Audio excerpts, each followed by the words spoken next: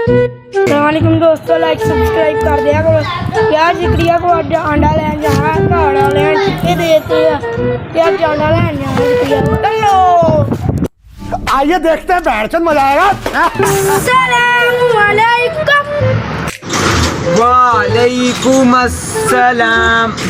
और सुना किदा ठीक ठाक? हाँ लेना की सीगा लाइक सब्सक्राइब फिर नहीं हो रहा, मैंने लगता है सब कुछ मैं वेखन है ਤੁਹਾਡੇ ਵੱਲ थोड़ा ਜਿਹਾ हंस के लिया करो।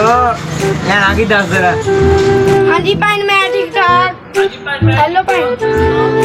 अच्छा ਹੁਣ ਵੀ ਕੰਮ ਸ਼ੁਰੂ ਕਰਤਾ ਵਾ? ਪਹਿਲਾ ਫੜ भाई अंडा दे एक।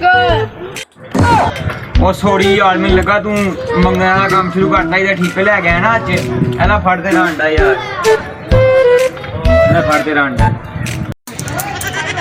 सारा मूड खराब कर।